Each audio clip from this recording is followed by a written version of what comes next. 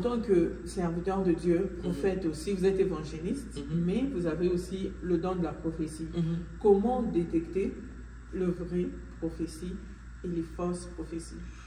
La première chose d'abord, quand l'on parle de la prophétie, on doit comprendre c'est quoi la prophétie, qui est le prophète, et c'est quoi le ministère prophétique, et c'est quoi le don de la prophétie. Vous comprenez? On n'aura pas le temps pour dire tout ça, pour peut-être qu'il y aura encore. Mais Dieu a établi de prophètes. Selon Ephésiens 4, verset 11. Il a appelé les gens comme apôtres, comme prophètes, comme évangélistes, comme pasteurs et comme docteurs. Ça, ce sont les 5 ministères de l'Église, n'est-ce pas? Et il y a ce qu'on appelle le ministère prophétique. Là, tu es un prophète selon l'office. Vous voyez?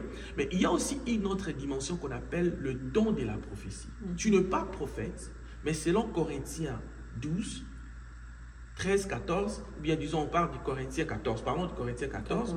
La Bible déclare ceci, je vais lire rapidement.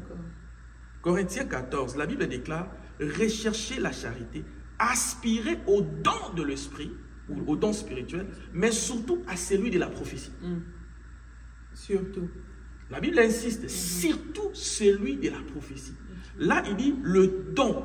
Vous voyez, le don maintenant, ce n'est pas le ministère prophétique. Mais ça, c'est un don, une capacité, l'habilité que le Saint-Esprit te donne pour prophétiser.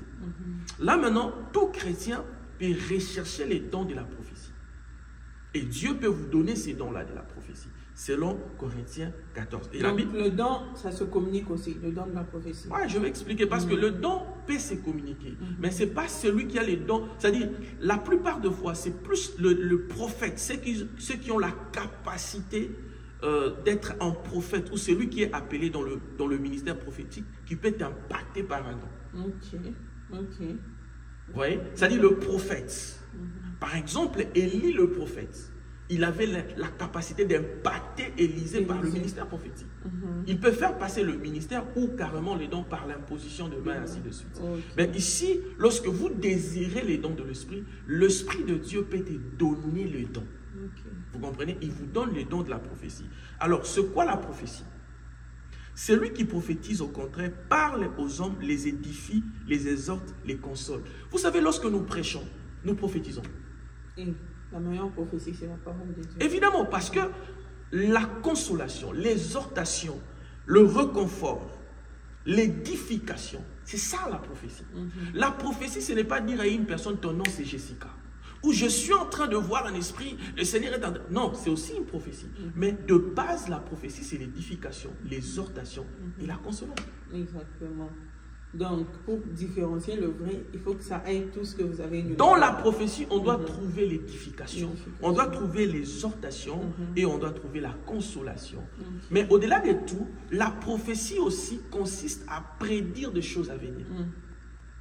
Ça consiste aussi à prédire les choses à venir. Par exemple, dans l'Ancien Testament, si vous lisez dans la Bible, vous verrez il y a la prophétie d'un enfant un enfant nous est né. Un fils nous est donné, on l'appellera Père. Ça, c'était Ésaïe qui prophétise sur la venue de Jésus-Christ. Donc, c'est ça aussi la prophétie, la capacité de projeter l'avenir. Vous voyez? Donc, c'est un peu ça. Et l'autre chose maintenant, pour terminer ici, dans Actes chapitre 2, dans le verset 28, si je ne me trompe pas, 28, 18 ou 28, ça, sorry. Actes chapitre 2, verset 18. Dans les derniers jours, 17 à 18, dans les derniers jours, je répandrai mon esprit sur toute chair. Vos fils et vos filles prophétiseront. C'est-à-dire, il y a une autre dimension où vous prophétisez par l'onction prophétique. Lorsque le Saint-Esprit descend sur vous, vous avez la capacité. C'est-à-dire, tout chrétien doit en fait prophétiser. Dans le dernier jour, vos fils et vos filles prophétiseront à cause de la présence du Saint-Esprit. Donc, nous avons l'office du prophète, le don de la prophétie et l'onction prophétique. Et le prophète peut prophétiser n'importe quel temps. Parce que là, maintenant, c'est son bureau, c'est son office. Le don de la prophétie, il peut aussi prophétiser. Mais maintenant, celui qui prophétise sous l'onction prophétique, il a besoin de l'onction pour prophétiser. Vous voyez? Donc il y a des prophètes, par exemple, pour prophétiser, il a besoin de la musique. Et la musique active l'onction prophétique. Il commence à prophétiser. Exactement. Yeah. En tout cas, nous sommes vraiment très bénis. Je dirais même c'est plus qu'une émission, c'est l'enseignement. Parce que moi-même, j'apprends certaines choses, en tout cas, qui est vraiment important aussi pour moi. Amen. En tout cas, je dis vraiment merci. Amen. Avec les gens qui nous regardent, qu'est-ce que vous pouvez dire à une personne qui suit cette émission?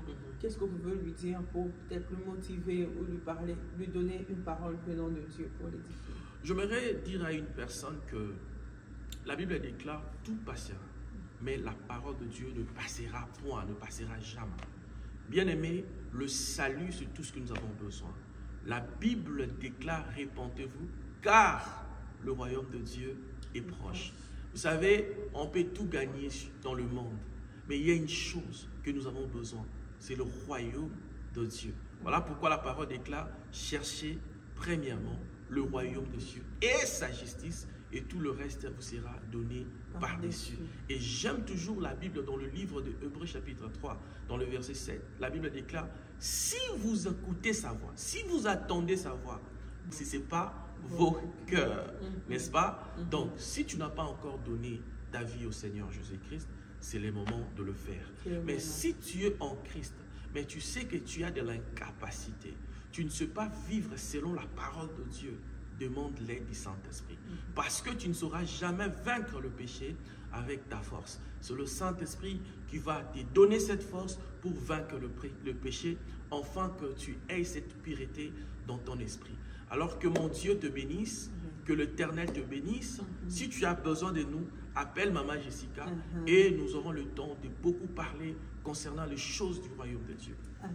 Je vous remercie. Que Dieu vous bénisse. Amen. Et je vous dis aussi merci de nous avoir suivis. Si tu me suis et que tu vois ce genre de contenu t'intéresse, abonne-toi, like, partage aussi à quelqu'un qui peut suivre cette émission, qui va l'aider à grandir avec Dieu, grandir dans sa relation avec Dieu. Amen. Je vous dis merci de m'avoir suivi. Je vous donne rendez-vous très prochainement. Ciao. Ciao.